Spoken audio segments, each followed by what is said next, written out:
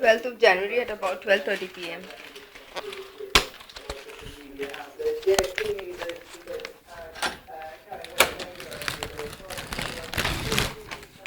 I'm coming.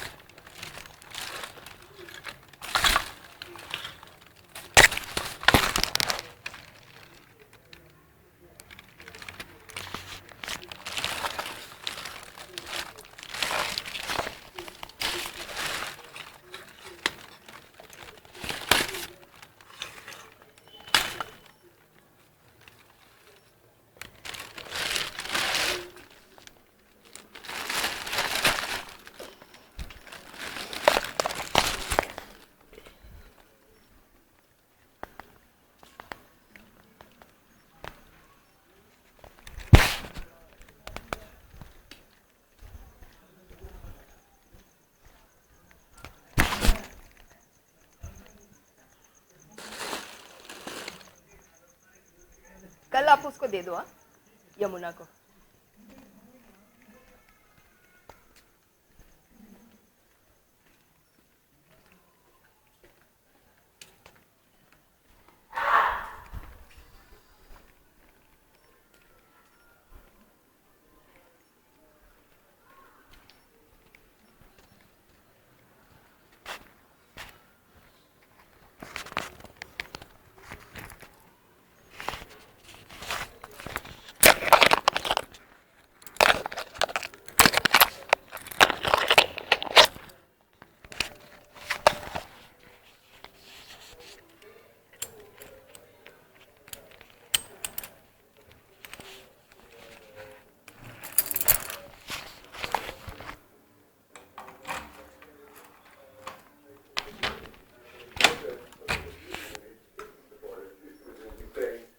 Wait a minute, just wait a second.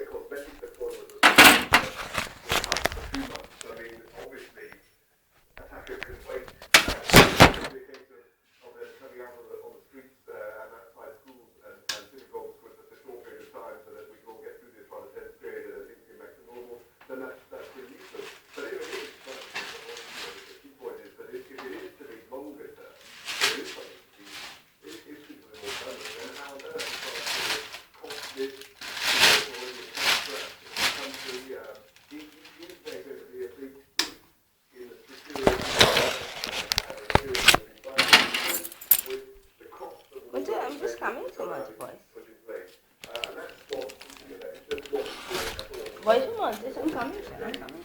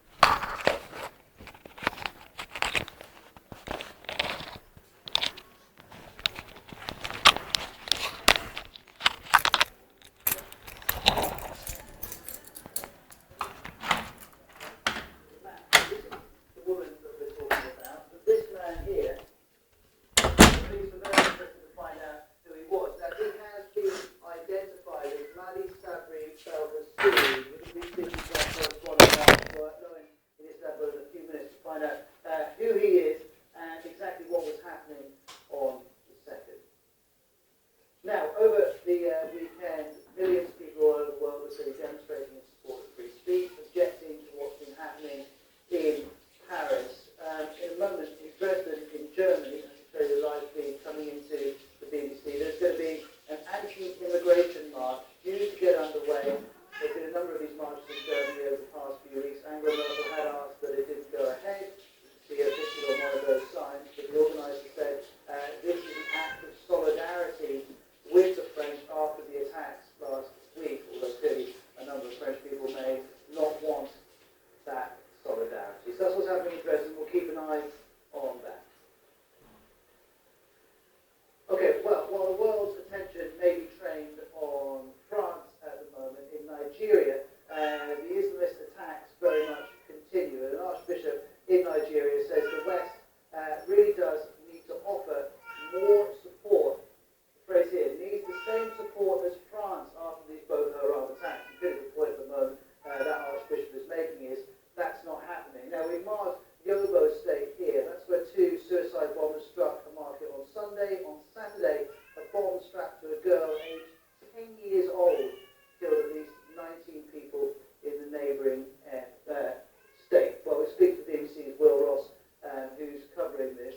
Well, first of all, a question about the nature of the attacks. We talk about suicide bombers, but we've got a 10-year-old girl involved. I read another account that one of the suicide bombers, the women, tried to run away and it was remotely detonated. So, perhaps we should be clear, some of these people involved in the attacks may not want to be.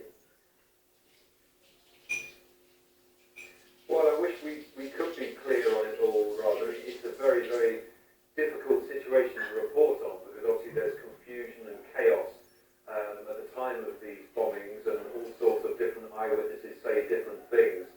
The case of the 10-year-old girl, that information came from an official in Maiduguri, but there are other accounts that contradict that. What we definitely know is that young women, possibly late teenagers, but certainly young women in their early 20s are being used by Boko Haram to carry out these attacks.